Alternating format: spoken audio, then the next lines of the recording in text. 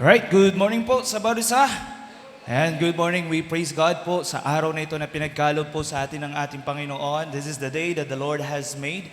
I hope and I pray na this is the day na tayo po ay sama-sama na naglilingkod sa ating Panginoon, sama-sama na nag-aaral ng salita ng Panginoon, at sama-sama rin po na tayo po ay lalago. Kanina, nung unang tingin ko is sila magkakapatid. Bunso yung nandito. Kasi paano na eh.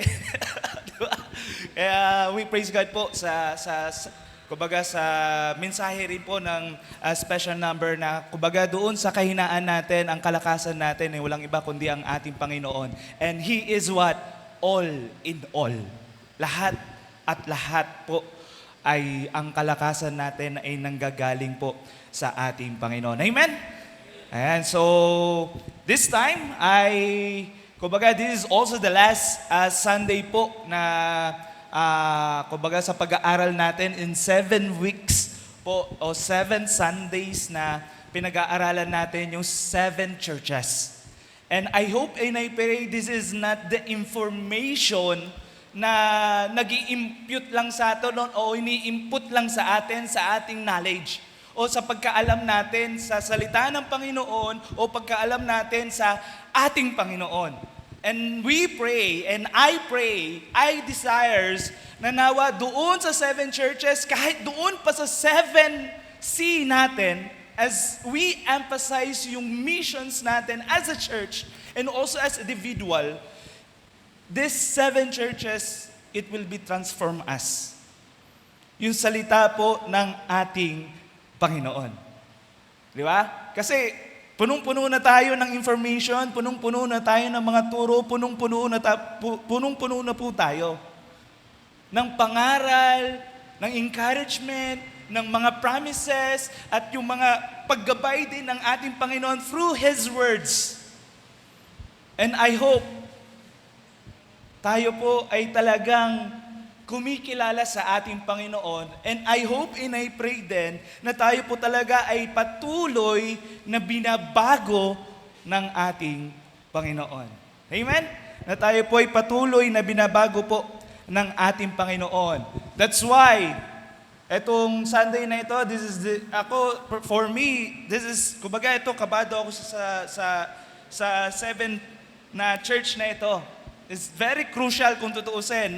Last I preached about Church of Sardis, that is the very harsh na inaddress niya sa church na yon. Because yung Church of Sardis is the dead church. And now, dito po, sa last na church na inaddress ng ating Panginoon, dito natin makikita, kahit ako, ini-evaluate ko yung sarili ko eh. Di ba? Kasi it is also reminding us na, kumbaga, in other aspect of area ng buhay ko, in spirituality at pagkakilala sa Panginoon, meron bang lukewarm?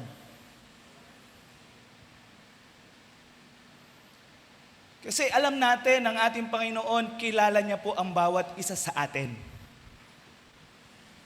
Alam niya po yung katapatan natin, alam niya po rin po yung ating paglilingkod at pagkakilala sa ating Panginoon, pero may greater desires pa siya sa atin. Hanggang saan? Sa pagdating niya. That I hope and I pray that this last church, the Church of Laodicea, will also challenge us. Will also, kumbaga, talagang hamunin tayo ng Panginoon, talagang tama ang ating magiging response sa pag-aaral po natin. Di ba? Sa pag-aaral po natin. Ayan.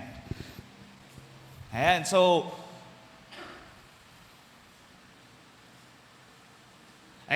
ito po yung kumbaga yung mga pinag-aralan natin. Just a review po.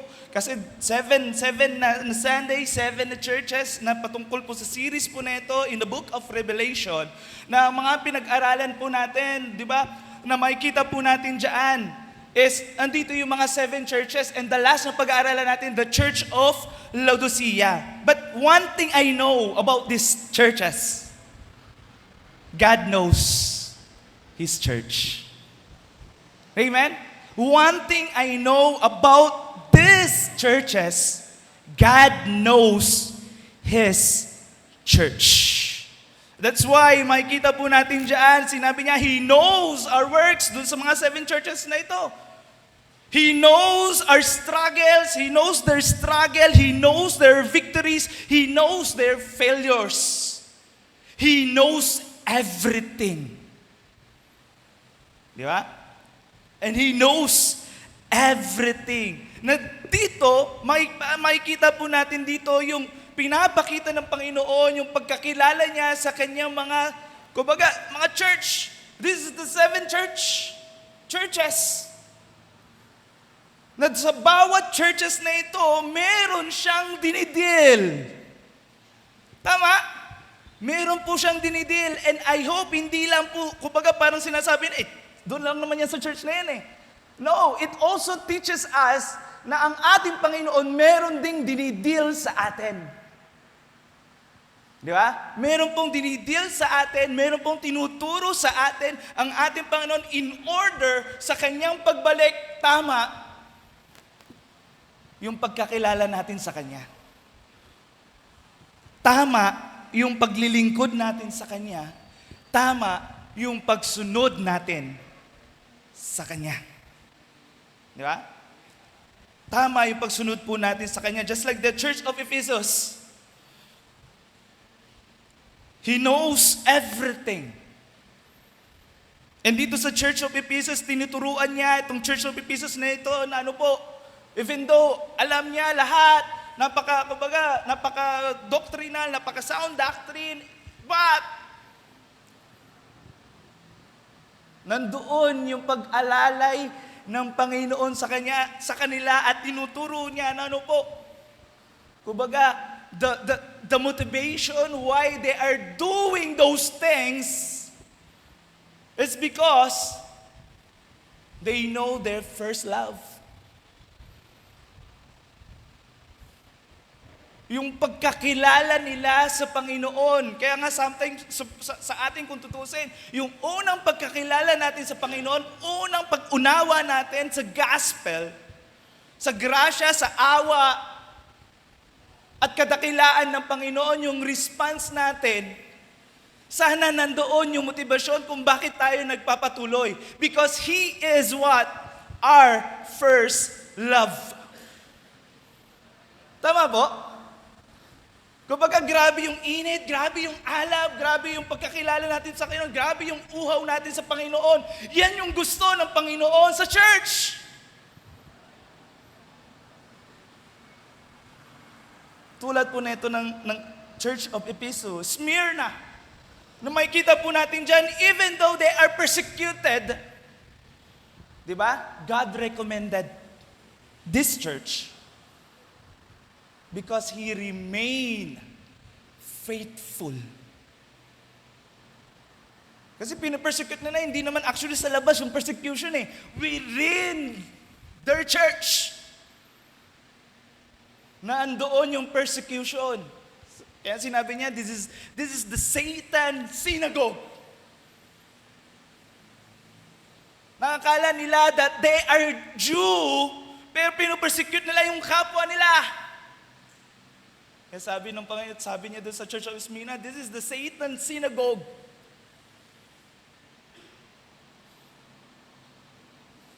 Ano pa? Kumbaga, even though na nandoon yung persecution within their church, they are remain faithful and suffering. Pasensya na po kasi talagang i-review ko dahil ito na yung last eh. Di ba? And then Pergamum, na makikita po natin dito, the Lord Jesus Christ warned this church. Ano yung ni-warn niya sa church na ito? Yung ano po, compromising. Ganon din yung Thyatira. Hindi lamang compromising, tinotolerate nila yung kasalanan at nag-i-impluwensya sa kanila yung maling katuruan. Kaya nga yung katuruan ni Jezebel. Kaya sinabi niya, i-prega mo, ginukompromise niya, yung itong church na ito ay compromising, yung Thyatira naman, sila naman yung nagtotolerate ng kasalanan, and the same also, ini-embrace nila yung maling katuruan. And Sardis reminds us that reputation is not reality. Right?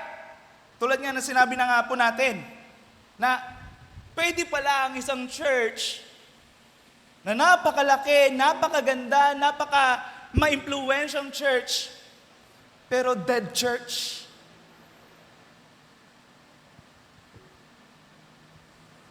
Hindi totoo.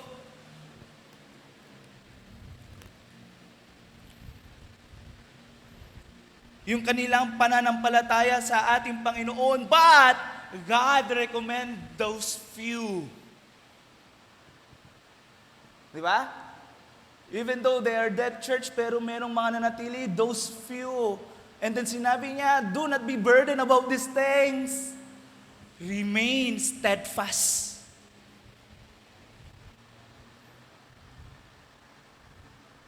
And Church of Philadelphia, encourage us to remain faithful with the strength we had. Right? Na kumbaga, itong dalawa, actually, titingnan natin, doon sa 7 churches na ito, there are 2 churches na na-recommend ng Panginoon. The church is Smyrna, that they are persecuted church, but they remain faithful to God. And also the Philadelphia, they remain faithful to God even. Sinasabi natin na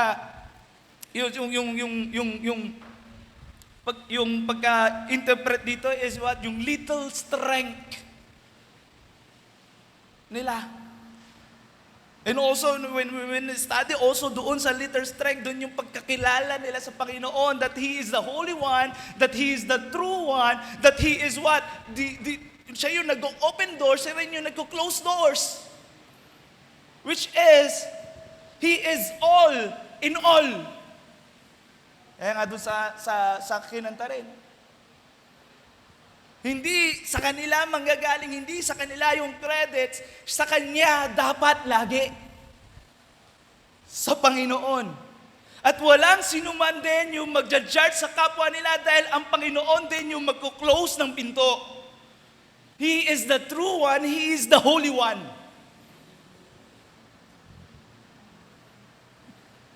Kaya tingnan nyo po, napaka-importante sa pag-aaral natin ng salita ng Panginoon, lalo na dito sa 7 churches na ito, paano niya pinapakilala kung sino siya. Di ba? Paano niya po pinapakilala kung sino siya. Just like sa pag-aaral po natin ngayon,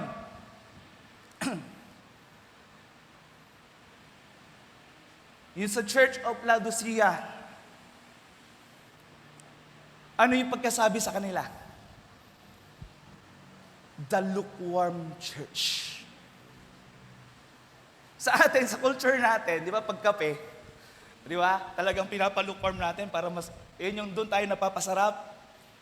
Di ba? Pero mayroong mga iba rin mga tao, mas masarap yung, mainit. Yung iba naman, talagang pinapabayaan hanggang lumamig na yun, tsaka lang lalagukin na talaga. Di ba? Yun yung mga makikita natin in our personal about dito. Pero pag-aaralan natin why the Lord Jesus Christ addresses this Laodicea as a lukewarm church. And ano yung response niya sa lukewarm church? Di ba? Kaya sabi ko nga, this is the very crucial na yung binabasa ko lagi ito, and then nung pina-finalize ko to, this is the very crucial. And then nung kumbaga, nilahat natin yung mga 7 churches. Ito para sa akin, this is the very crucial that I study, kumbaga, I examine myself that is there any areas that I look myself as a lukewarm believer? that the Lord Jesus Christ hindi napiplease. Kasi alam natin gusto natin maglingkod sa Panginoon. Alam natin na gusto natin na kilalanin pa ng gusto sa Panginoon. But there is a hindrance na minsan tayo pala ang problema. Na minsan pala tayo rin pala. Na pinipigilan natin yung pagkakilala natin sa Panginoon, pinipigilan natin yung paglilingkod natin sa Panginoon, pinipigilan natin yung pagsunod po natin sa Panginoon. Kaya hindi natin alam kung talaga bang mainit tayo o nanlalamig.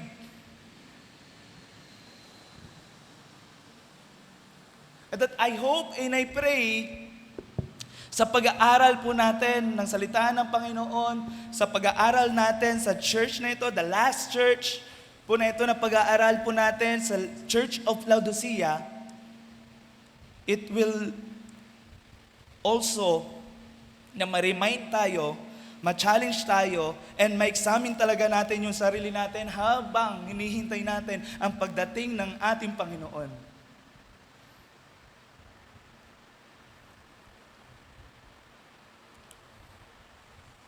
Kaya, sa last series po na ito, The Church of Laodicea, ay makikita po natin, ay title God's Message po, knocking. Last time, awake. Ngayon naman, knocking. Bakit kaya ganun yung sinabi ng ating Panginoon sa church na ito? He is knocking. Sa church po na ito, He is also knocking sa bawat isa sa atin. That's why I entitle God's message, Knocking When Christ Stands Outside His Church. Knocking when Christ stands out His church. At basahin po natin ang Revelation 3. Please open your Bible in Revelation chapter 3, verses 14 to 22. Revelation chapter 3, verses 14 to 22. The Bible says here, in verse 14, the Bible says here, and to the angel of the church in Laodicea, write the words of the Amen, the faithful, the true witness, the beginning of God's creation. I know your works. You are neither cold nor hot. Would that you were neither cold or hot. So, because you are lukewarm, and neither hot nor cold, I will spit you out of my mouth. For you say, I am rich, I am prospered, and I need nothing, not realizing that you were wretched, pitiable, poor, blind, and naked. Verse 18, I counsel you to buy from me gold refined by fire, so that you may be rich, and white garments, so that you may clothe yourself, and the shame of your nakedness may not be seen. And salve to anoint your eyes, so that you may see.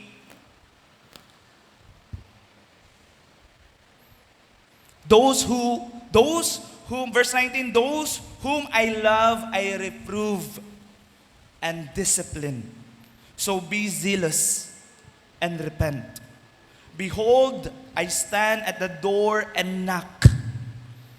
If anyone hears my voice and open the doors, I will come into him and eat with him, and he with me.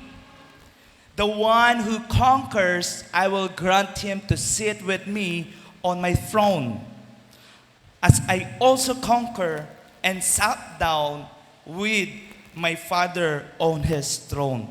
Verse 22, he who has an ear, let him hear what the Spirit says to the churches. Before po natin na patuloy na pag-aralan po ang salita ng Panginoon dito po sa Church of Laodicea, tayo po ay lumapit ngayon sa ating Panginoon. Let us pray. Father, salamat po muli sa araw na ito.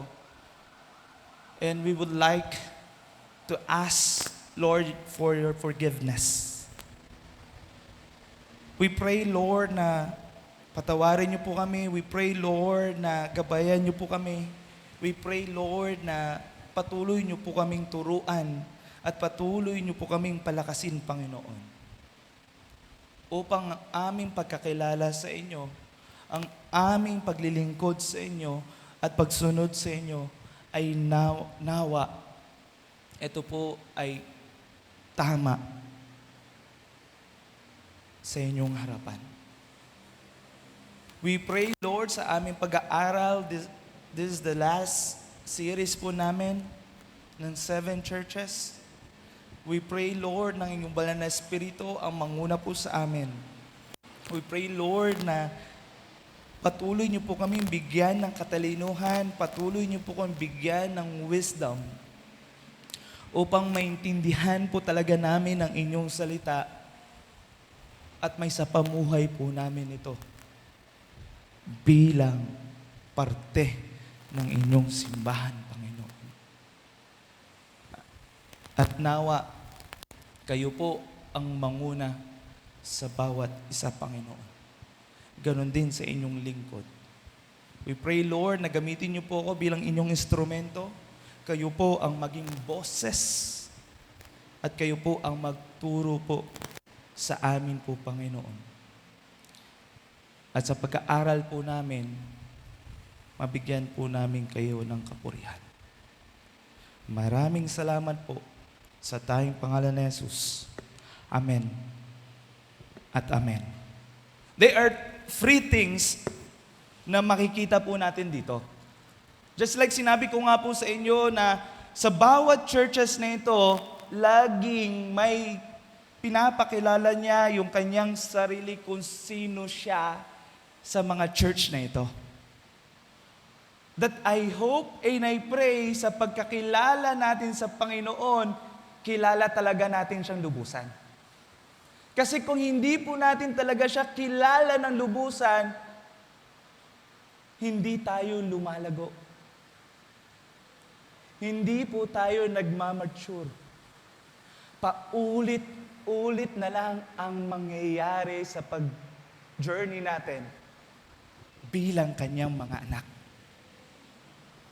That I hope sa oras po na ito, pag-aralan po natin ng sabay-sabay at makita natin kung sino talaga ang ating Panginoon sa buhay natin. At nawa, handa po tayong matuto, handa po tayong makinig, at handa po tayo na sumunod sa kalooban talaga ng Panginoon. Amen?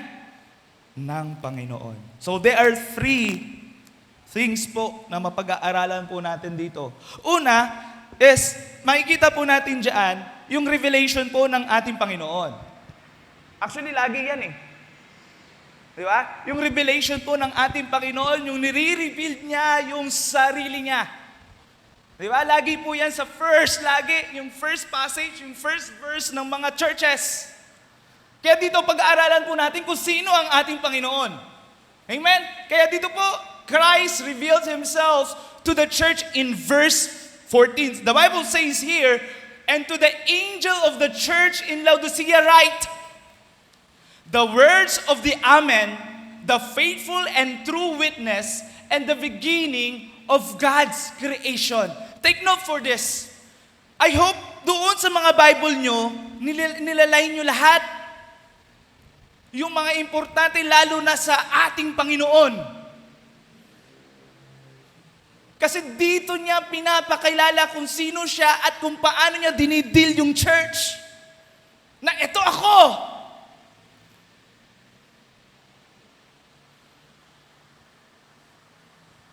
Sa bawat sitwasyon, sa bawat paglago natin, patuloy siya nagpapakilala. Kaya I hope and I pray dito po, there is always, napaka-importante sa pag-aaral natin ng salita ng Panginoon kung ano at kung sino ang ating Panginoon Jesucristo. Kung paano niya pinapakilala ang kanyang sarili. Just like this. Di ba? The words of the Amen. Mostly sa pag-aaral natin, pag-Amen is what? Di ba? A certain one. Right? And then dito rin sa salita ng Panginoon, may laging nasasabi dyan, Amen. Sa atin din, pag tayo nanalangin is what? Yung last natin is Amen. Pag-agree naman kayo sa pinag-aaralan natin, nagsasabi kayo ng ano po? Amen. Tama po? Di ba? Na yung ibig sabihin po ng amen po dito is, kumbaga, ito po yung truly, ito po yung a certain one, na kumbaga, this is absolute. Truly indeed, this is absolute. That's why we agree. That's why pinanghahawakan natin when we pray to the Lord and Amen, na kumbaga this is absolute that merong Diyos na nakikinig, na merong Diyos na sumasagot, na merong Diyos na sa kalooban niya, siya ang masusunod. Amen? Hoy, dalawa lang.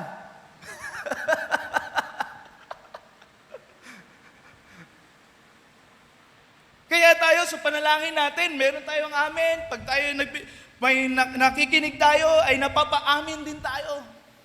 Even the Bible.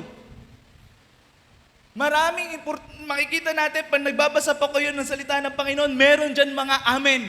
Lalo na sa Revelation. Yung last nga na verse ng Revelation, nandun yung amen. That all of those is absolute. Amen? Oy, 5 na. Na kumbaga, ito ay kumbaga certain, this is truly, this is absolute, this is the final. And this is what, kumbaga, yung lahat na yung mga pinag-aralan natin, yung judgment ng Panginoon is what? Absolute. At ganun din, yung promise din ng ating Panginoon is what? Absolute. Kaya He is the what? The Amen. Sa benediction nga natin, sevenfold of benediction, di ba? Amen. He is truly absolute.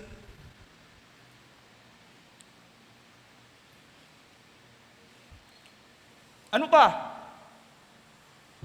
The faithful and true witness. Na makikita po natin in the 7 churches na ito, na kumbaga, sa Laodicea, makikita po natin dyan na, kumbaga, perfect.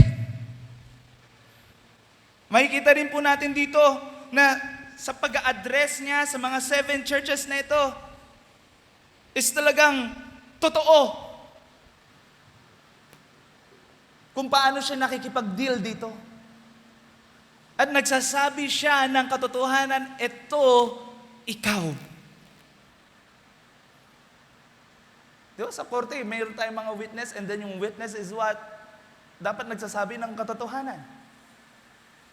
Tama po? And that I hope, and I pray, lalo na sa panahon natin, dito sa bansa natin, sa mga nangyayari sa bansa natin, we pray to the Lord na nawa, totoo talaga yung mga witnesses. And here, babalik tayo dito na nawa, kumbaga, dito sa salita ng Panginoon kung paano niya pinakilala ang kanyang sarili is what? He is a faithful one He is the true witness. Hindi niya kailangan na pabago-bago. Hindi rin siya nadideceive. Alam niya yung sinasabi niya. Alam niya yung kanyang ginagawa. At alam niya kung sino yung kanyang mga kinakausap. And we praise God that our Christ Jesus is the true one, is the faithful one, and He is the true witness. Kasi siya yung magbabouch sa atin eh. Di ba? Siya yung alam niya, yung mga puso't isipan po natin. Kung talaga bang tinataas ba talaga natin siya? Siya ba talaga yung purpose natin? Why we are doing those things and these things? Or just we want to lift up ourselves? O buhatin yung sarili natin? Para ma-accept? I hope no. Jesus Christ already accepted you. I hope and I pray na sa paglilingkod natin at pagsunod natin sa Panginoon, siya yung purpose mo. Hindi na natin kailangan buhatin pa yung sarili natin. Dapat natin buhatin kung sino ang ating Panginoon sa buhay natin. Because He is worthy. Yun doon nga sa workshop nga namin, nung ako po ay nag-sit-in doon sa workshop ng sa praise team, isa sa mga challenge ni Pastor Jay o ni Sir Jay about sa worship team, about sa praise team, kung bakit ka nandirito is because alam mo kung gaano kabigat ang paglilingkod sa ating Panginoon, kung ano yung ginawa ng Panginoon sa buhay mo, kung bakit ka tatayo dito. Kung bakit ka mangunguna. And isa rin sa makikita ko rin dito, hindi lamang kabigat, kundi isa sa makikita ko, hindi lamang kabigat, kung paano yung ginawa ng Panginoon sa buhay ng bawat isa sa atin, personally sa buhay natin. Kundi, paano tayo na-amaze sa Panginoon sa Kanyang ginawa. Kaya tayo nagpupuri sa Kanya. Kasi kung sa kabigatan, nagigilt ka. Pero pag sa pagkaka-amaze mo sa Panginoon, talagang magagalak ka, magpupuri ka sa Kanya, mag-worship ka sa Kanya kasi He is the true one. Hindi tayo naglilingkod dahil guilty tayo. Naglilingkod tayo dahil pinalaya tayo ng Panginoon. Amen? Hindi dahil nagigilty tayo, kundi tayo ay pinalaya ng Panginoon. Ni-restore, ni-reconcile tayo ng Panginoon para tayo ay malaya naglilingkod at nanumbalik sa Kanya.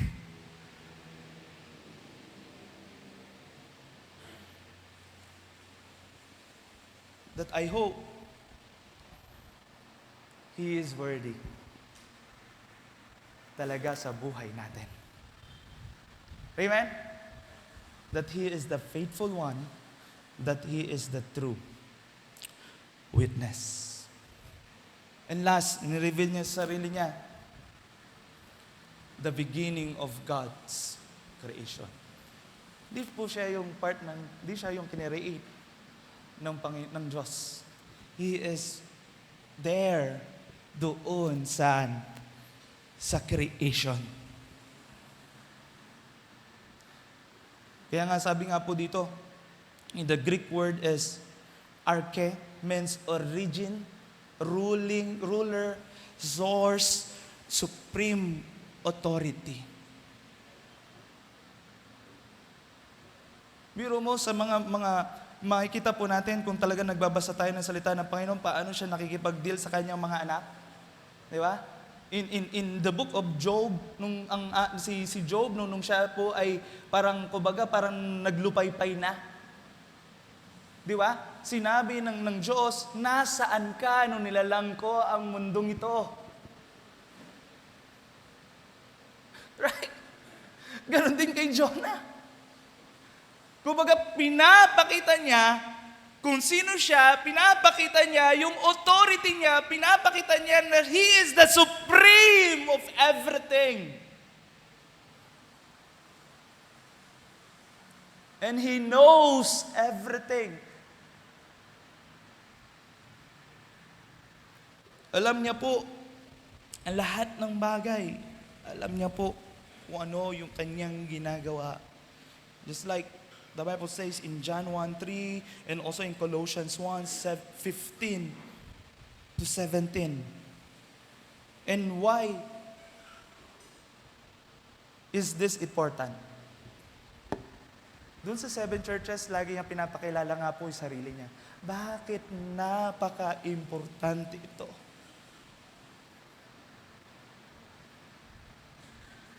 Pwede niya naman sabihin, you are the lukewarm church! Doon kay James, sinasabi niya, you and you and you and you, dinadirect niya kaagad. Pero dito sa 7 church, pinapakilala niya yung sarili niya. And then sinasabi niya, I know your works. And why it is this important? Nare-reveal niya yung sarili niya, nire-reveal niya yung identity niya before He corrects His body. Before He corrects His children. Before He corrects His body, before He corrects His children. Na maunawaan ng mga tagapakinig, maunawaan ng church nito kung sino ba talaga ang ating Panginoon sa buhay nila, sa kanilang pangyayari. Sa sitwasyon ng church din na ito. Kasi maunawaan po natin yan in the context of this Laodicea at mamaya pag-aaralan din po natin. Na, kung re-reviewin natin, yung 7 church, yung the church of Ephesus, the word of Him who holds the 7 stars in the right hand, who walks among the 7 golden lampstands. In the church of Smyrna, the words of the first and the last who died and came to life. The church of Pergamum, sinabi niya dito, paano niya pinakilala ang sarili niya? The words of Him who has the sharp of two-edged sword. In the church, to the church of Thyatira, pinakilala niya ang sarili niya, the words of the Son of God, who has eyes like a flame of fire and whose feet are like burning bruise. In the church of Sardis, pinakilala yung sarili niya, the words of Him who has the 7 Spirit of God and the 7 stars. The church of Philadelphia, pinakilala niya, the words of the Holy One, the true One, who has the key of David, who opens and no one will shut. Who shuts and no one opens. And then, sa pinag-aralan natin, the Church of Laodicea, the words of the Amen, the faithful and true witness, the beginning of God's creation. Why is this important? Because I do believe kung bakit po ito importante is because kung paano niya kinukorek yung kanyang church, kung bakit niya nire-reveal yung sarili niya, yung character niya is because para maitama yung view natin sa Kanya. Para maitama yung pagkakilala natin sa Kanya. Para maitama talaga bang kilala natin ang ating Panginoon sa buhay natin. Kasi kung mali ang pagkakilala natin kay Kristo, mali rin yung ating paglago.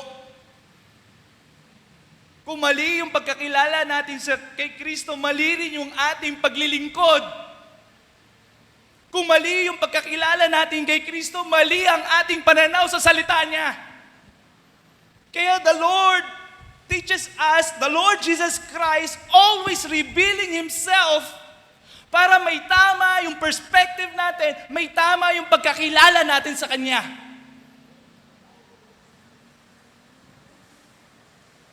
That He is truly our Lord, our Savior, and our God. Kasi kung hindi po, paulit-ulit na lang. Akala natin nakaka-please sa Panginoon. Akala natin nakakapagbigay tayo ng kapurihan na may tataas natin ang pangalan ng Panginoon. Pero kulang.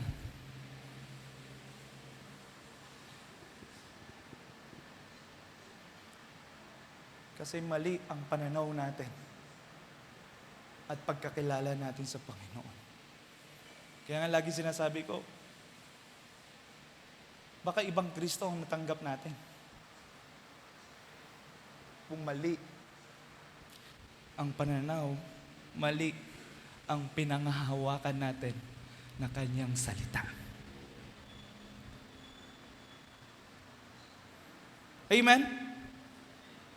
Amen? Amen? I hope totoo po siya sa inyong buhay. I hope totoo ang ating paglilingkod. I hope totoo ang paglago natin sa Kanya. Kaya sa bawat churches na ito, ini-address niya, pinapakilala niya kung sino siya para maitama yung perspective natin, may tama yung view natin, may tama ang pagkakilala natin sa Panginoon, na siya talaga yung masusunod sa buhay natin, na siya talaga yung magbabago ng buhay natin, na siya talaga yung purpose ng buhay natin.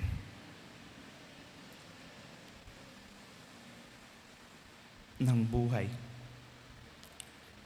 natin. Na yun yung magiging pundasyon natin. Na ito yung ginagamit ng Panginoon para tayo ay manumbalik at magsisi at kilalanin talaga siya sa buhay natin. Baguhin tayo. Kaya, when we see Christ clearly, we begin to see how dirty we really are. When we see Christ clearly, we begin to see how dirty we really are. And when we see how dirty we really are, we realize how desperately we need Christ to cleanse us. Amen? Dalawa lang narinig ko. When we see Christ clearly, we begin to see how dirty we are. We really are.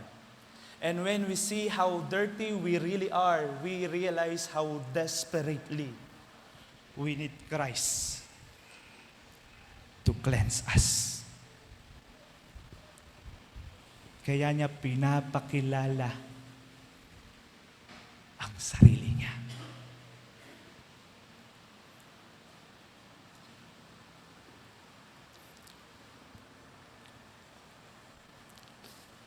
When we see this, na ni-reveal niya yung sarili po ng ating Panginoon and expose the true condition of the church.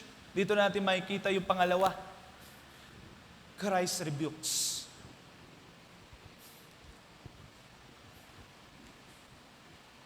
Christ rebukes the church.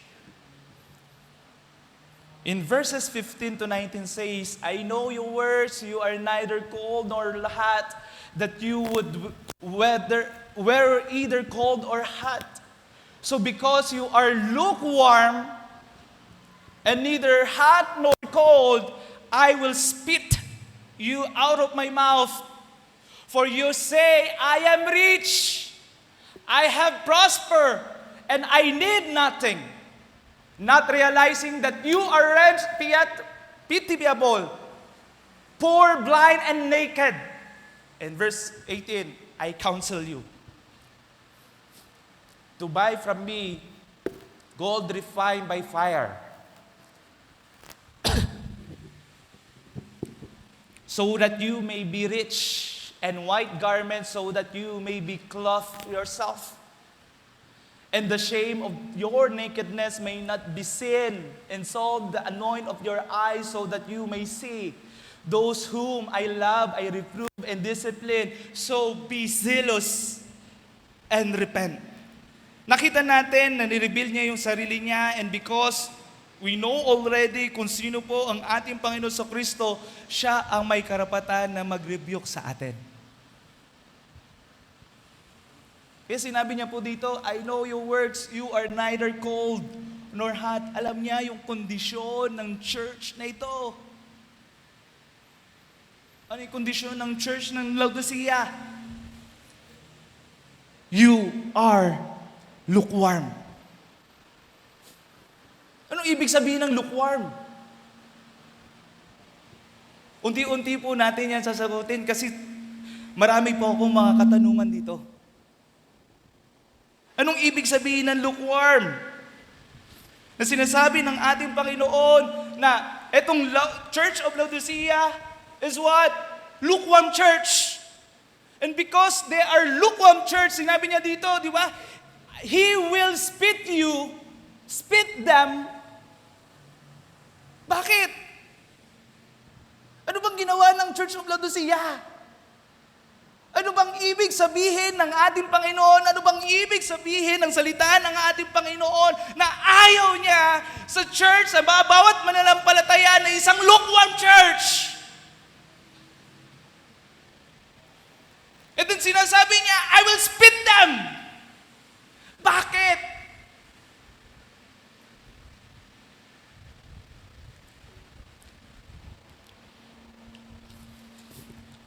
Merong mga ibang interpretasyon o maraming mga paliwanag dito na minsan na may misunderstood. Minsan ginagamit yung seven churches na ito to prove themselves na yung kaligtasan pala ng ating Panginoon nawawala. O yung kaligtasan ng Panginoon ay tinatanggal niya.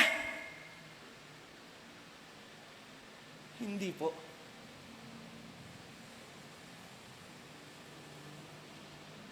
Hindi po ganon. Hindi po ganito yung pagpapaliwanag, hindi po ganon yung sinasabi ng salita ng Panginoon. Again, pag ito ay patungkol sa kaligtasan, hindi po ganon ang ating Panginoon. He promised us when you save, ikaw ay kumilala sa Panginoon, ikaw talaga ay tunay na kumilala sa Panginoon, ikaw ay ano po? Ligtas. Hindi dahil sa ginawa mo, dahil sa ginawa niya. Amen. At sa bagay po na ito na sinasabi niya dito is what? Ang tinutukoy niya rin dito is yung mga mananampalataya. Hindi po ito mga unbeliever. Kaya sinabi niya, I know your works. Kaya sinasabi niya, repent.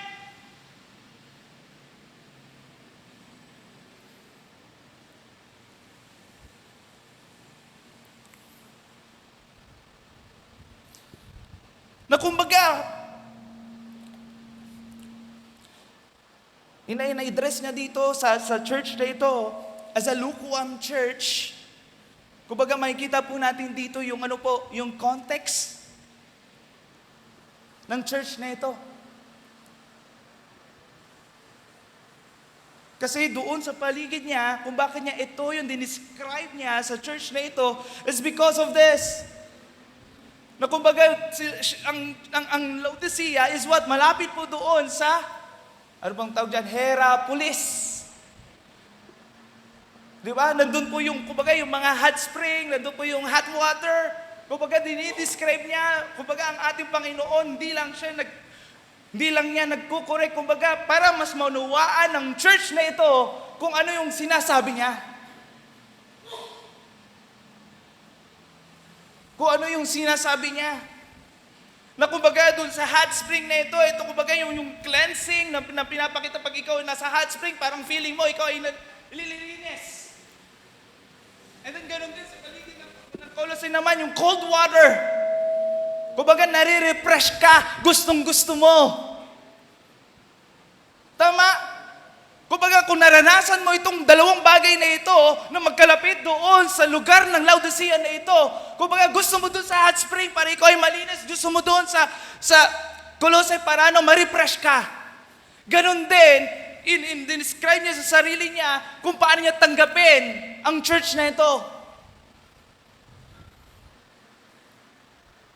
Na yung church na ito is lukewarm, hindi malaman kung ikaw ba ay mainit o malamig.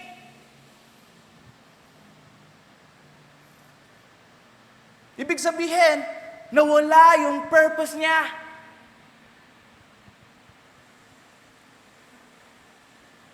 Di ba parang doon sa salt and light? Pag nawala yung alat, pag tinago mo yung ilaw, hindi mo na paglilingkuran ng Panginoon. You are useless.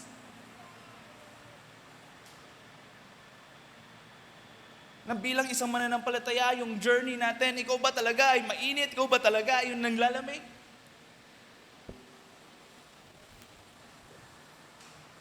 Sa paglapit mo sa Panginoon, sa paglingkod mo sa Panginoon, pag ikaw ay nagko-commit sa Panginoon, ikaw ba talaga ay mainit o nanlalamig?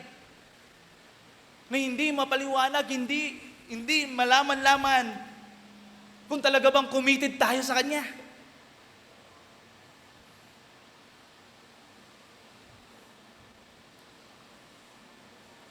O lagi na lang nakadepende tayo sa gusto lang natin. Pag na-hype tayo, go. Pag hindi, ayaw. Even ikaw ay nag-commit sa Kanya.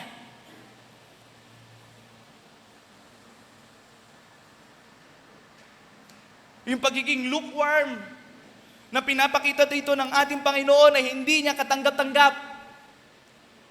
Kasi hindi niya alam, kumbaga tayo, hindi natin alam kung ba talaga tayo ay nanlalamig o tayo ay nag-aalab. Kasi on and off lang po tayo. Nasa middle lang po tayo.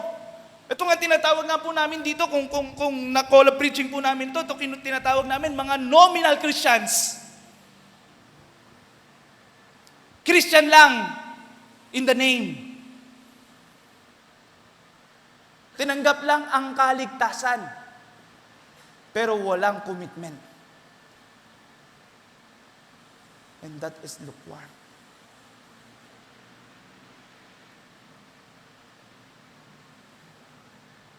Tinatawag din namin to non-committal Christians. Walang commitment.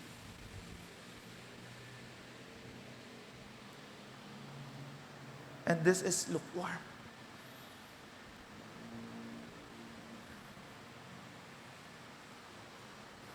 Pag tayo ay naglilingkod sa Panginoon, pag tayo ay kumikilala sa ating Panginoon, hindi lamang natin siya kinilala bilang tagapagligtas natin. Nawa kinilala rin natin siya yung Panginoon at nasusunod sa buhay natin. At siya rin yung Diyos mo, na alam ang lahat ng bagay at alam niya ang nangyayari sa buhay mo.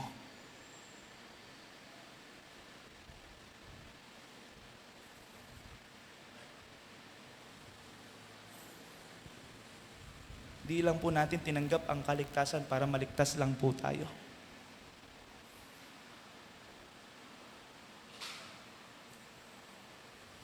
Di lang natin kinalala ang ating Panginoon na wala tayong pagbibigay pasalamat sa Kanya. Na hindi tayo nagkukumit sa kalooban niya, sa turo niya, sa paggabay niya.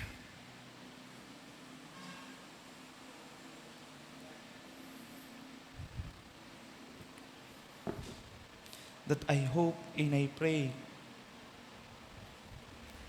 sana committed ka. Ganun din sa kanya pagpili sa kanyang mga disipulo. Ang dami ang crowd. Pero pinili niya yung committed para sa kanya. Kasi ang gusto niya sa mga mananampalataya, totoong nag-commit sa kanya. No matter gaano kahirap at saya ng journey, sumusunod siya. Naglilingkod siya. Kumikilala siya.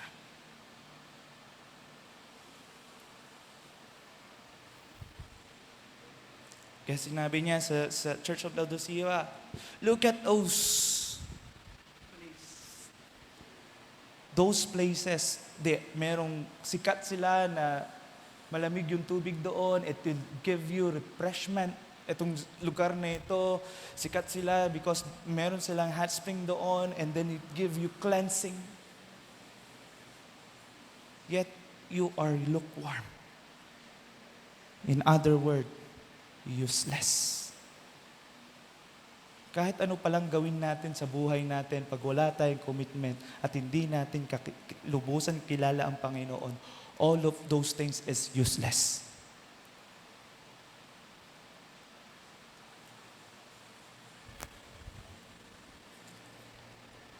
All of those things is useless.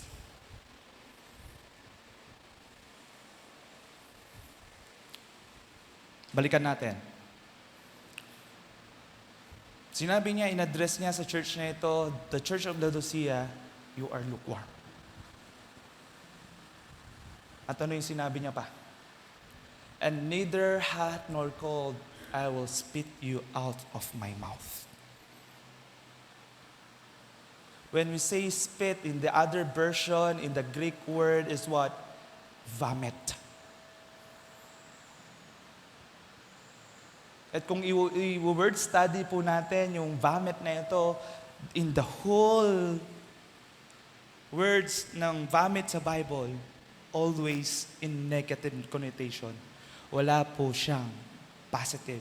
Just like yung pag-interpret natin kay Jonah, na siya ay binamit doon at napunta doon sa Nineveh. Akala natin in chapter 2 ay na-reconcile. Hindi po. Sinuka siya dahil hindi kaaya-aya yung pinagsasabi niya na alam natin, akala natin, maganda yung pinagsasabi niya sa Panginoon. Na sinasabi niya, gusto ko doon sa templo mo maglingkod. Eh, ang kalooban ng Panginoon, pumunta sa Nineveh. Pero gusto niya sa templo. Kaya siya binamit, kaya siya sinuka. Kasi hindi kaaya-aya yung pinagsasabi niya. Hindi kaaya-aya yung gusto niya. And this is also the same word and connotation sa bagay na ito. I will spit you. I will vomit you. Kasi hindi niya yung paglilingkod, itong church na ito is what? A lukewarm church.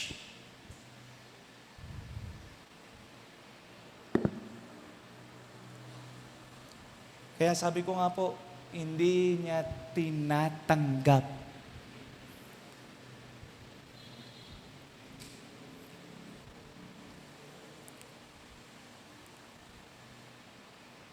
Kaya sabi ko nga po, this is a crucial. That I hope and I pray, let us examine ourselves. Is there any areas in our life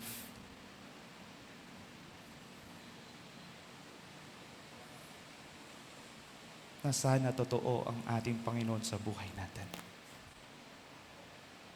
Is there areas in our life na hindi ka lukewarm? Na hindi mo alam sa sarili mo, nangihina ka ba o nag-aalab? In other words, play safe lang. Walang commitment. Kung gusto mo lang, pag ayaw mo, ayaw mo. Hindi tayo nag-stand up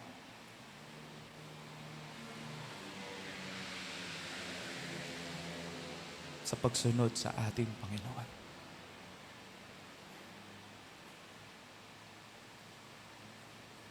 Hindi tayo nag-stand up sa pagkakilala natin sa Panginoon. Kaya nire-remind niya itong church na ito. Kaya nire-rebuke niya yung church na ito. At ganun din sa bawat isa sa atin. Sana totoo talagang Kristo kinikilala natin. Totoo talagang Kristo na sinusunod natin. At totoong Kristo na nagkukumit tayo. If not, baka ito kang church.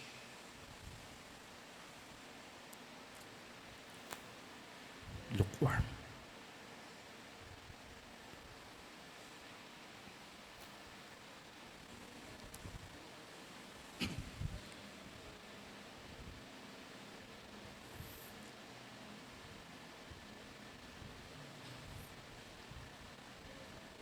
Na ibig sabihin ng spirit in the biblical meaning is what? In Numbers 12:14, doon sa mga Israel, is what? Rejection. Sa Deuteronomy, shame and disgrace.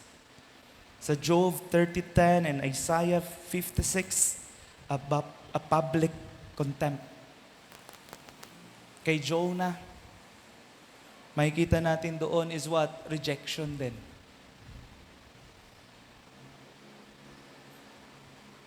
That I hope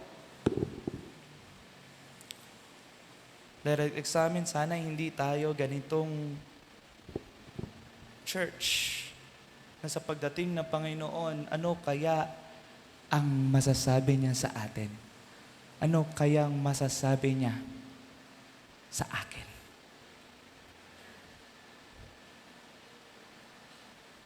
Ano kayang masasabi niya sa'yo?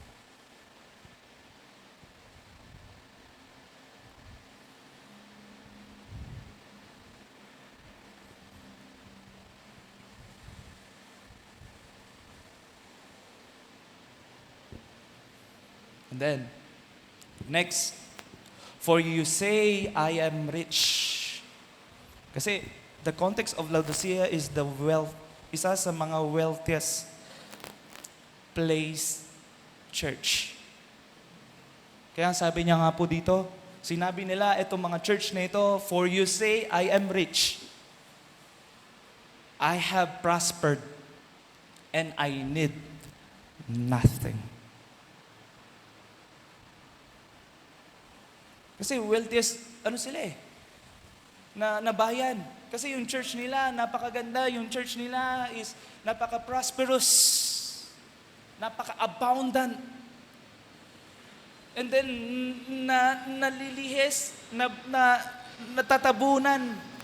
Nabubulak sila sa achievements, nabubulag sila sa kanilang mga reputation. Kasi itong Laodicea na ito, itong lugar po na ito, is nandoon po yung, kumbaga, nandoon yung central ng bank po nila. Kaya nga, pag malalaman nyo po sa isang lugar, kahit dito rin po, pag maraming mga bangko, ibig sabihin, malaki ang income ng isang bayan. Titingnan nyo po yan, pansinin nyo po yan pag kayo pupunta sa ibang mga lugar. Pag nandun, karamihan ng mga bangko, ibig sabihin, malaki ang income ng bayan. Pag iisa lang, rural bank lang, ibig sabihin, nasa minimum lang siguro yan. Di ba? Kaya sa mga syudad, ang daming mga bangko. Kasi, maraming income, malaki po ang income ng isang bayan. Just like this, itong Laodicea na ito. And then, kaya sinabi nila, I am rich. I am prosper. And I need nothing. Take note po Christian sila. Hindi po to unbeliever yung ina-address niya. Mga mananampalataya.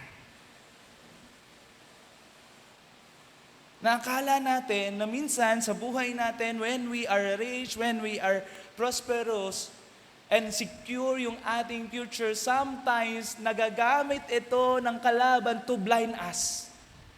Sometimes and most of the time, nagagamit ito ng kalaban para hindi na lumapit sa Panginoon at hindi na mag-commit sa Panginoon because you do not need anything. Kasi meron ka na. Meron na sila. At ito rin yung ginagamit din ng kalaban para masasabi na mas higher than them sila.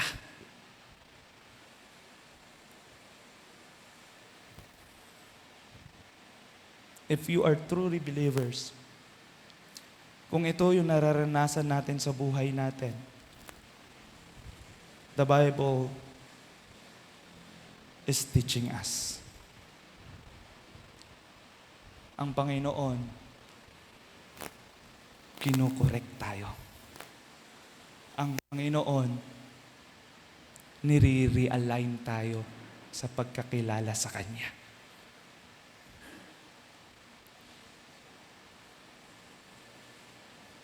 Sa pagkakilala sa Kanya. Kaya sinabi niya dito, after you said that you are rich, that you are prosper, and you do not need anything. Sinabi niya, not realizing that you are rich and pitiable, poor and blind and naked. Look at those words. Negative yung sinabi ng ating Panginoon. Kasi sinabi niya that you are rich, you are, kumbaga, totally bankrupt. Kung sabi mo rich ka, pero sa mata ng Panginoon, bankrupt ka. Pitiable ka, may hirap ka, bulag ka, naked ka. Sa harapan ng ating Panginoon. But, this is good thing. Di ba? Hindi niya parang hindi niya sinabi na paparusahan, parang ganun Ito yung isa unique sa Laodicea. Itong church na ito, sinabi niya yung kondisyon ng church na ito, pero hindi niya kinondemn. Just like yung mga ibang mga churches. Di ba? Ang sinabi niya, I counsel you. Right? I counsel you. Sabi niya, in-advise niya itong mga tao na ito to realign themselves and kumbaga, manumbalik sa ating Panginoon. And sinabi niya, I counsel you to buy from me gold refined by fire. Kasi akala nila na yung ginto, yung kayamanan nila is sapat na sa buhay nila, pero in the eternity na sinasabi ng ating Panginoon, yung sa akin is refined gold.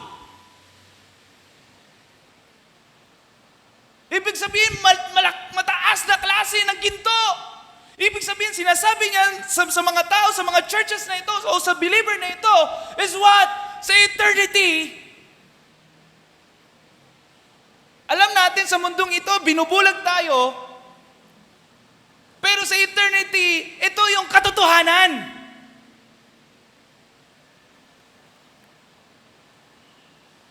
Secure ka nga dito sa mundong ito, pero sa eternity, ano ang masasabi mo sa Panginoon?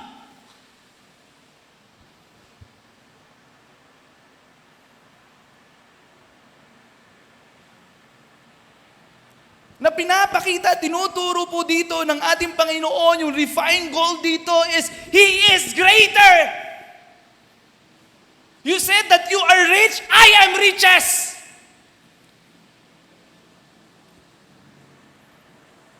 You said that you do not need anything, but I have everything.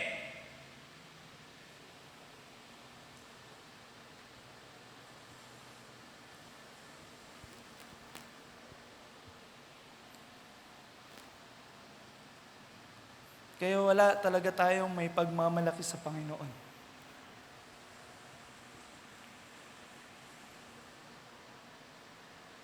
At wala rin tayong may pagmamalaki sa kapwa natin.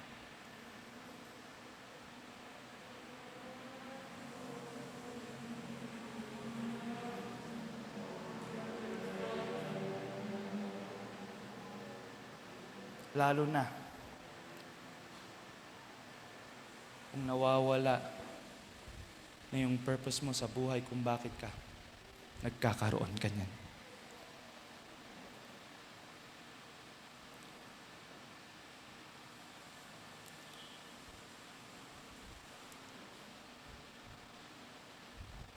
Lalo na hindi na natin napapansin na bubulag na tayo.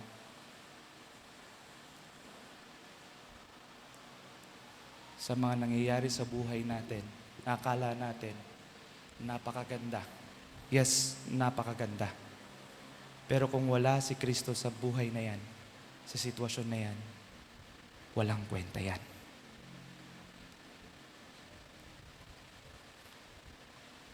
At isusuka niya yan. Ano pa? Sinabi niya dito that you may be rich, white garments so that you may be clothed yourself. So, dito sa pag-aaral natin in the 7 churches, ilang beses din ito nabanggit, yung white garments. This is what, kumbaga sinasabi niya, nire-realign tayo, nire-remind tayo ng ating Panginoon kung sino siya. Na yung white garments na ito, na akala natin that kumbaga parang wala na tayong kailangan, akala natin na dahil wala na tayong kailangan, hindi na natin kailangan ng ating Panginoon. Take note for this.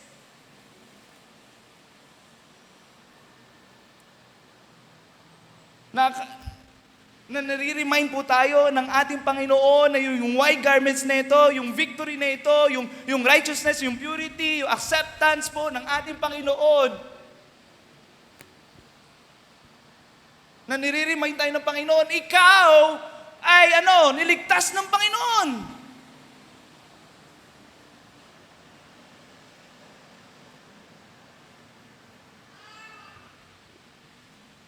Yung damit, yung white garments nito, it symbolizes that Jesus Christ, the righteousness of Jesus Christ clothed you.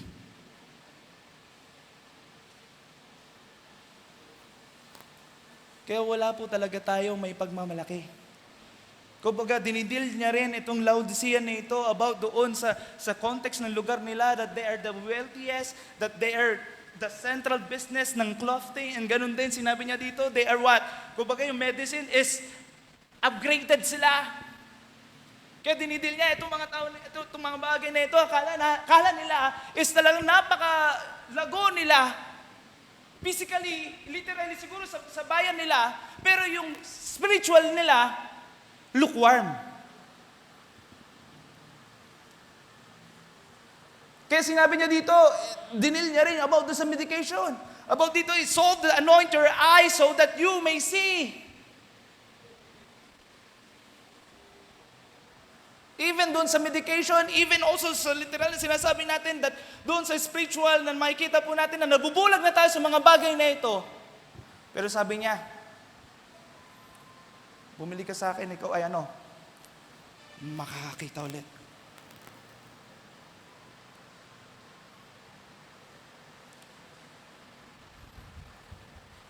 Kasi nga,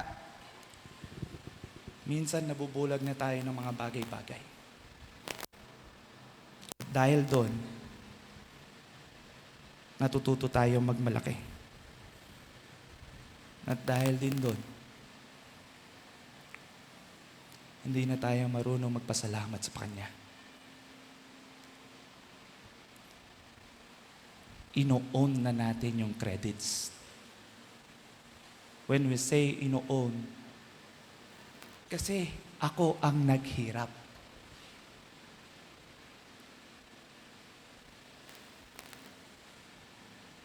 Kasi matalino ako.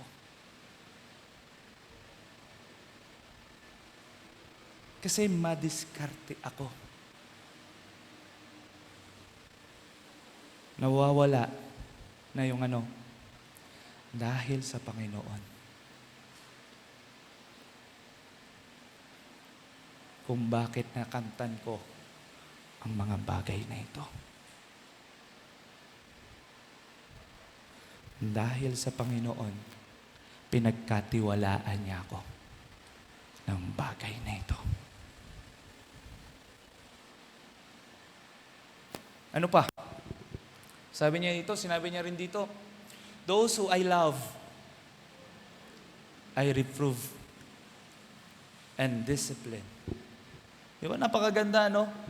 Na dahil mahal tayo ng Panginoon, kinukorek niya tayo. Dahil mahal tayo ng Panginoon, is dinidisiplina tayo. No, yung discipline doon is what? Pinapanumbalik ka ng ating Panginoon, nire-restore ka ng ating Panginoon.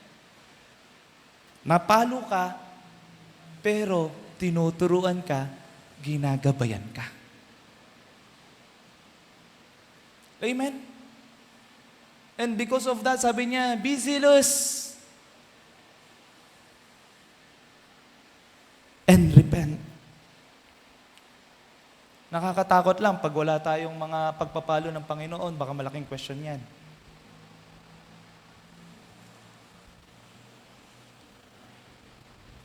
Sa tagal na natin na naglilingkod, sa tagal na natin na kumikilala sa Panginoon, and then di natin naranasan ang pagpapalo niya, malaking question po yan. Nakakatakot. Pero wag na rin natin hintayin ang pagpapalo ng Panginoon. Kasi iba rin, pumalo rin ng Panginoon. Iba rin mag-correct ang Panginoon.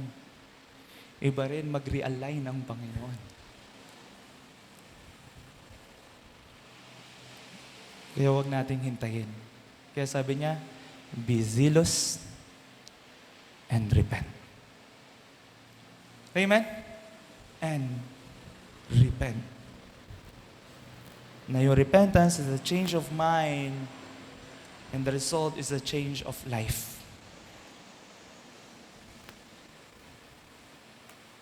Notice yung pagkakasunod. Christ exposed. They are lukewarm. And Christ counsels. Itong mga pinag-aralan po natin na 5. That I hope and I pray na ang Panginoon napakabuti sa buhay natin because nire-realign niya po tayo. Nang ating Panginoon napakabuti sa church na ito is because nire-realign niya itong Church of Laodicea.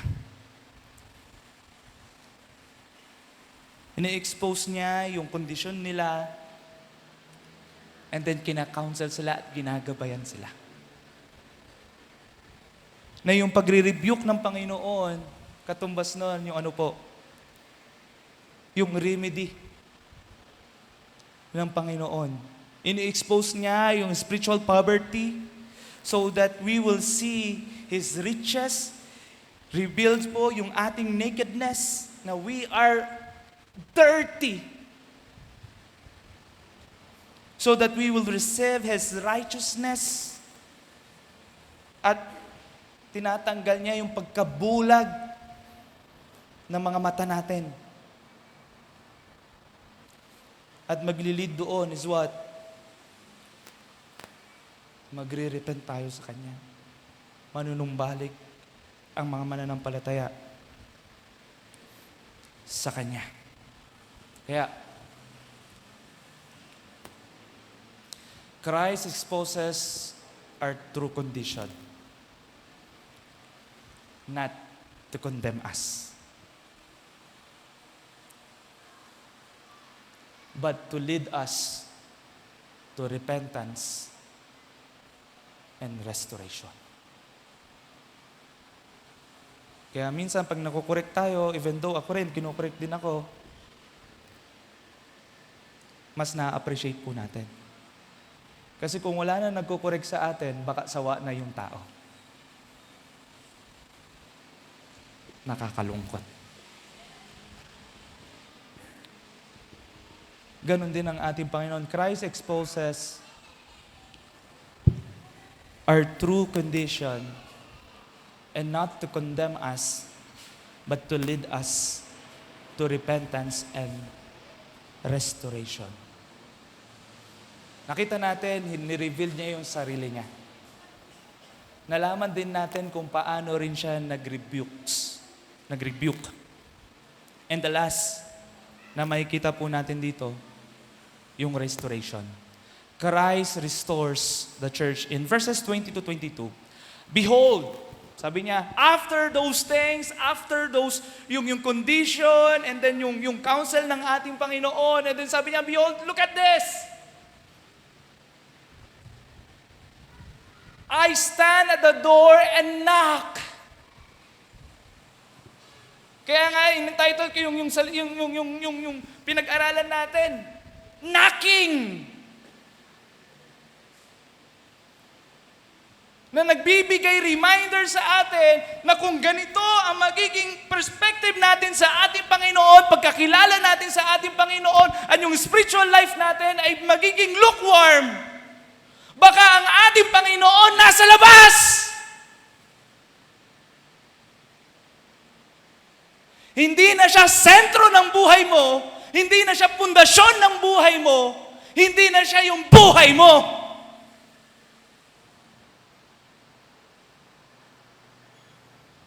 Kaya siya kumakatok.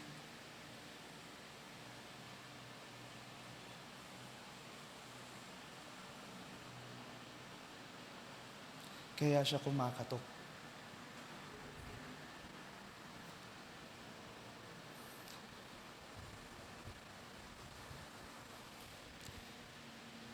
Biro mo dito sa passage na ito, siya mismo yung gumagawa ng paraan, siya mismo yung lumalapit, siya mismo yung kumakatok para lang manumbalik ka.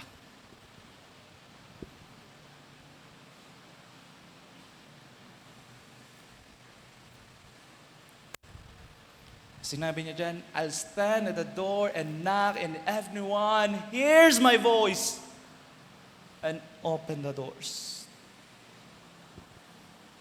Na pinapakita dito ng salita ng Panginoon, hindi po ito salvation. Wrong interpretation. Huwag niyong gamitin yan para sa salvation. Kaya kailangan talaga pag-aralin yung passage, pag-aralan talaga yung context. Huwag niyong gamitin yung mga verses na hindi naman angkop. Kasi kadalasan ginagamit ito sa salvation. God is knocking the door. Ito lang naman yung passage na yun eh. Mali po yun. Maawa po kayo.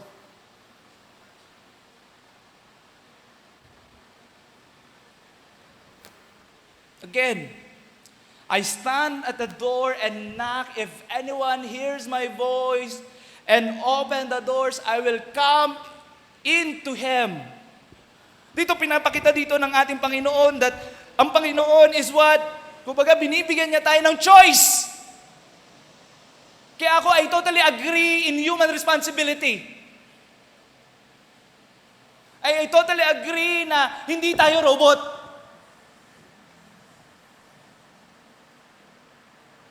Na yung free will nandoon pa rin.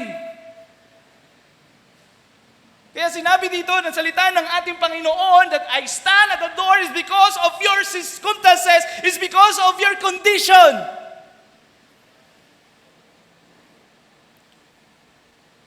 At sana marinig mo ang boses niya, and sana marinig mo, and pag-open mo, and then sinabi niya, I will come to him. Kung tutusin, kaya niya nang buksan eh. Tama ba? Isang ganun lang, nandiyan na siya. Pero hindi, binibigyan niya tayo ng parte. You are lukewarm, church.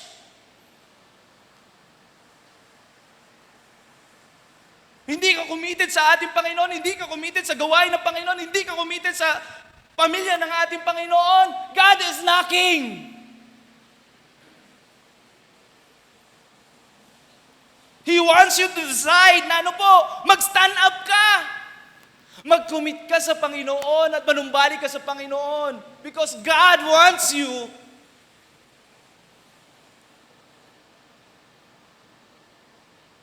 na manumbalik sa Kanya. God wants you na yung unang pagmamahal mo sa Panginoon, manumbalik muli. When sinasabi mo na ikaw ay pinapersecute, God is calling you.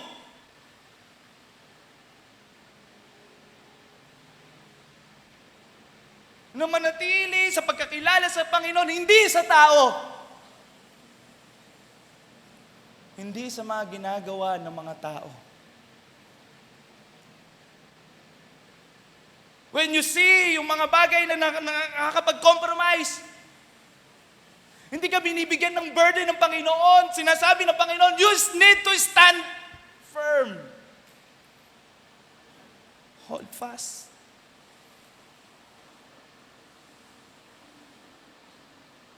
Kung tinotolerate yung kasalanan and then may mga maling mga doktrina, remain.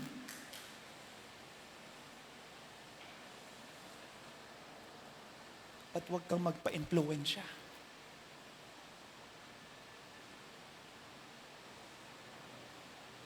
Kasi binubulag ka nito.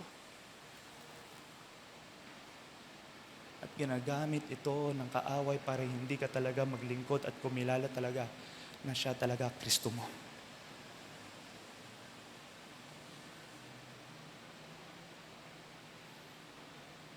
And remain faithful.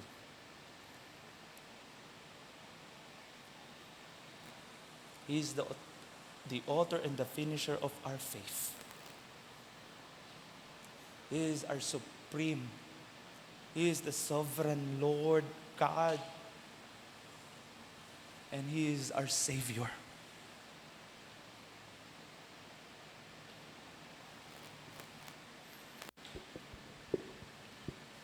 I-acknowledge mo siya. Kilalanin mo siya.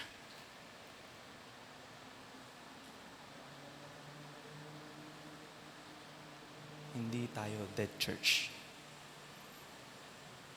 And I hope hindi tayo lukewarm church. Na kahit anong pilit natin na paglilingkod ay mali naman ang pagkakilala natin, baliwala ang lahat ng bagay. Kaya kailangan natin itama ang pagkakilala natin sa Panginoon. And God, the Lord Jesus Christ, is knocking. Gusto niya na siya yung magiging sentro ng buhay mo. Siya yung pundasyon ng buhay mo. Siya ang buhay mo. And the Lord is knocking.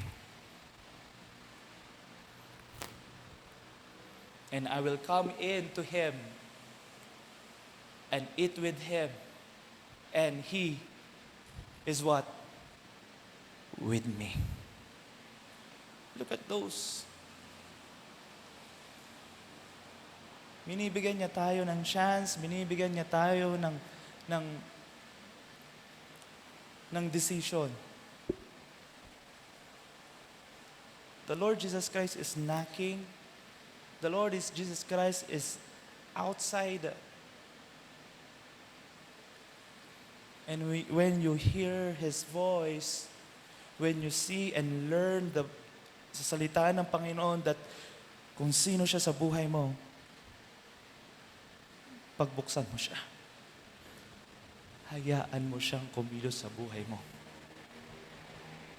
Hindi yung parang isang chair Nauna, binigay mo sa Kanya yung trono, and then merong mga sitwasyon, Lord, teka lang, ako muna ha. Lord, teka lang, hindi pa ako handa, ako muna. Hindi po. Kaya sana, siya yung magiging sentro ng buhay natin. At kung siya yung magiging sentro ng buhay natin, sana committed ka.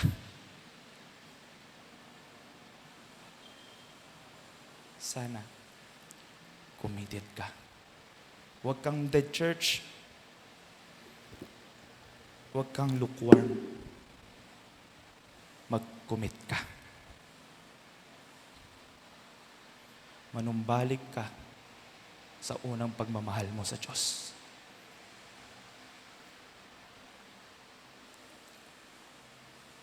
And then sabi niya dito, ito pa na napakaganda, the one who conquers, I will grant him to sit with me on my throne. Look at that.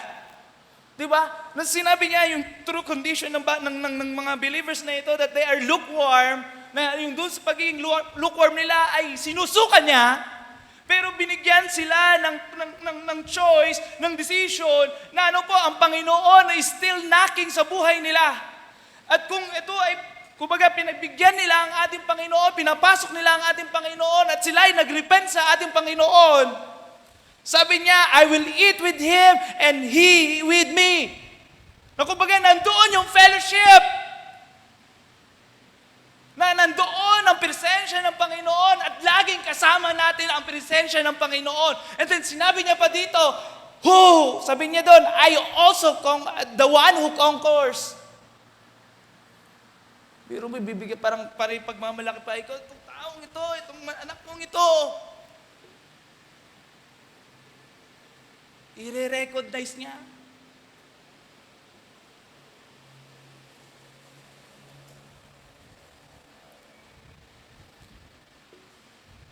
And sabi niya, I also conquered and sat down with my Father. Look at that. Kung bagay pagmamalaki niya pa, ito. Bumalik sa akin ito. Di ba parang doon sa Church of Sardis?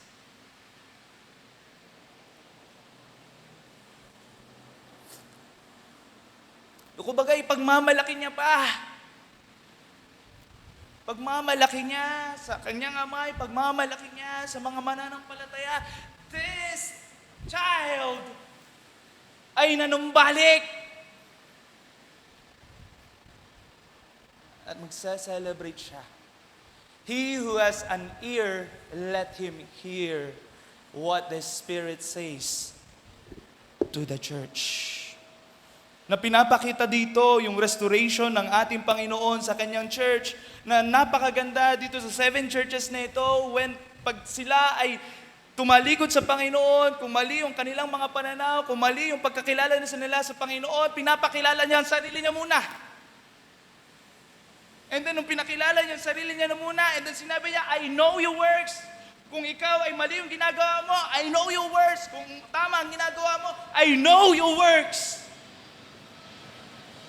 Pag mali yung ginagawa mo, nandoon pa rin yung restoration.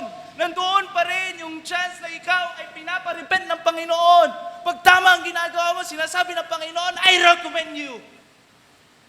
Well, thou good and faithful servant.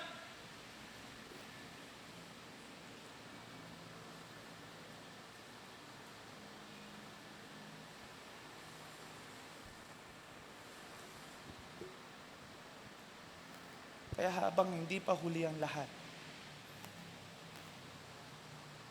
habang hinihintay natin ang ating pagbabalik ng Panginoon, na lagi niyang sinasabi, the 7 church, I will come. May tama na yung pagkakilala natin sa Kanya. May tama na yung paglilingkod natin sa Kanya. May tama na yung relasyon natin sa Kanya. Amen? Amen po? Kaya, nakita natin yung revelation ng Panginoon. He revealed Himself Nakita rin natin, nirebuke niya ang church na ito because He loved them. And then nakita rin po natin yung restoration po ng ating Panginoon sa church na ito.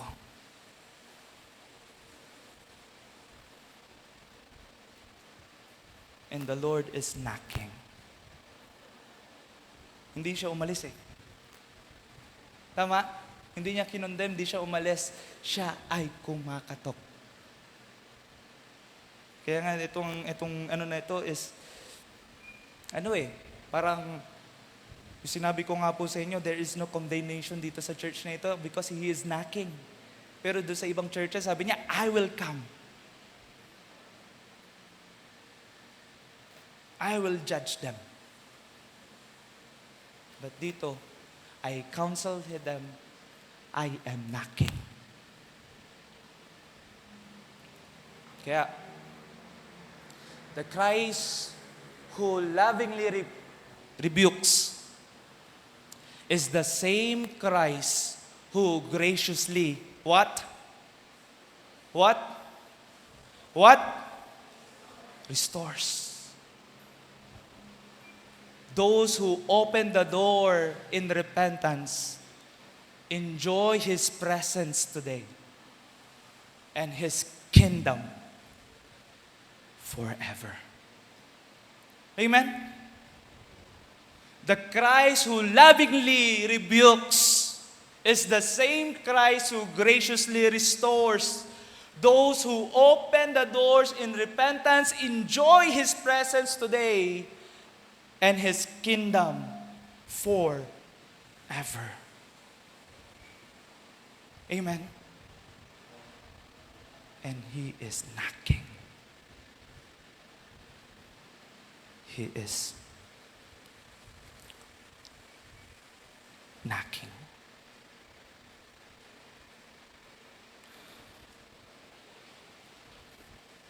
Kaya sa series po na ito, itong 7 churches na ito, na yung Ephesus, they lost their first love. But the Lord Jesus Christ reminded them, ibalik mo yung alab mo. Ibalik mo yung first love mo. Ibalik mo yung unang pagkakilala mo sa Panginoon. And Smyrna, faithful in suffering. Even their persecution, they remain. They abide. Pergamum, they are compromising church, but the Lord gave them chance. Repent. Thyatira, this is the corrupted church. They tolerating sin and they embrace false doctrine.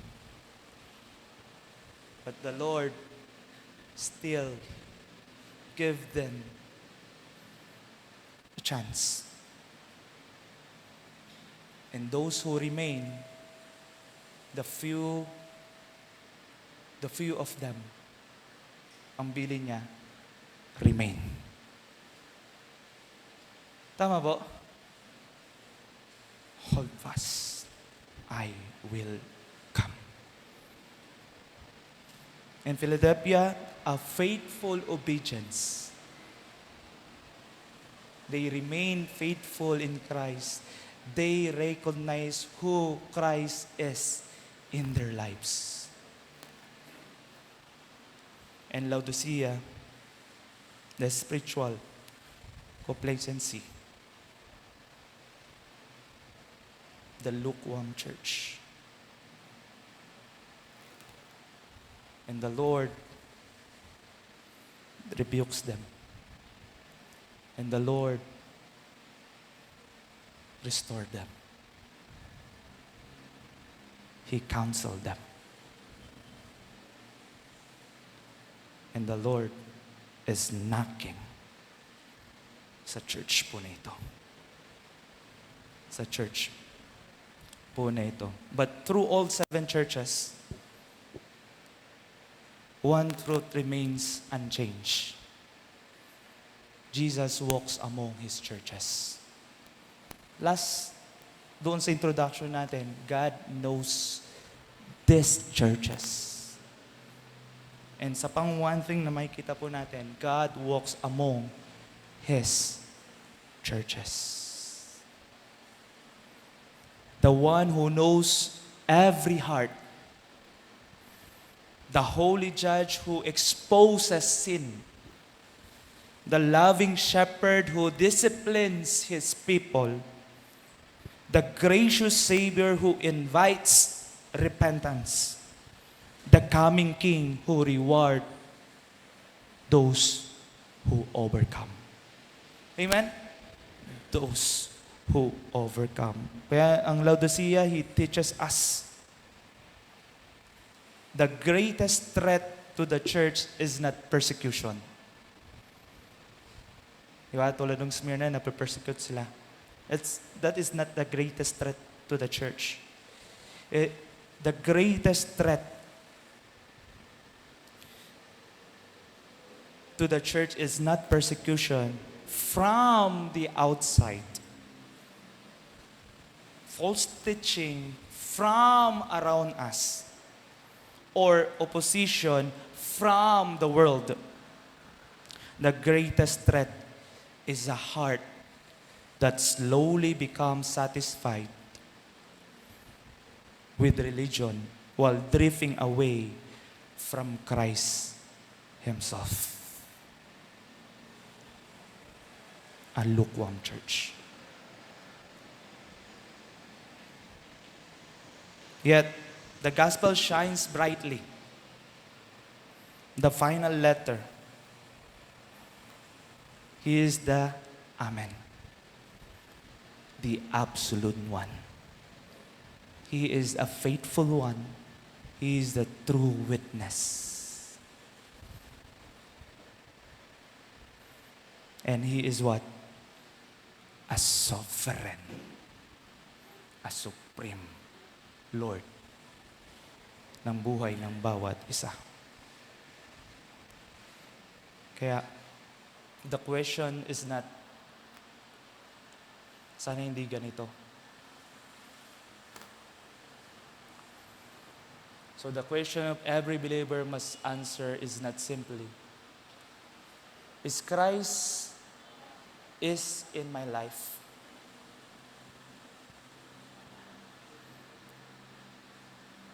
Take note, believer ka na. But rather, does Christ have first place in my life?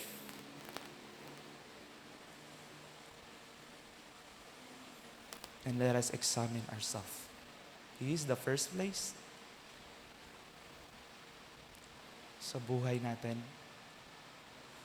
Is He the center of our life? Is He our life?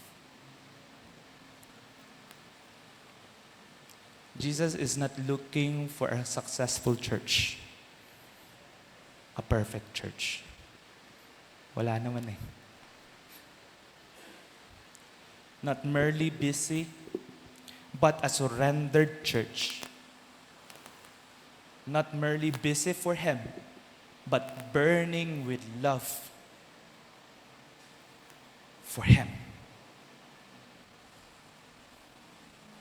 That's why Christ is knocking. Christ is knocking. Let us surrender our heart. Let us surrender everything to Christ. Let us pray. Father, salamat po muli sa oras na ito. We thank you, Lord, for your word. We thank you, Lord, for the reminders. We thank you, Lord, for your rebuke. And we also thank you, Lord, for the restoration. At higit sa lahat, kami ay nagpapasalamat dahil nire-rebuild mo kung sino kayo sa buhay po namin. And we pray, Lord, na itama niyo po kami. We pray, Lord, gabayan niyo po kami. And we pray, Lord, palakasin niyo po kami. And we pray, Lord, na matuto po kami sa inyo. At talagang kilalanin namin kayo sa buhay po namin.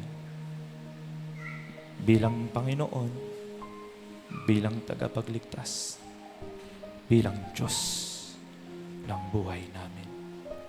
Maraming salamat for the series. Maraming salamat sa inyong salita. At maraming salamat kung sino kayo sa buhay po namin. Salamat, Panginoon. At nawa, patuloy niyo po kaming turuan, patuloy niyo po kaming gabayan, patuloy niyo po kaming gamitin ng tama para sa inyong kalatian. Sa tayong pangalan ni Jesus, Amen at Amen. Magandang umaga po sa bawat isa.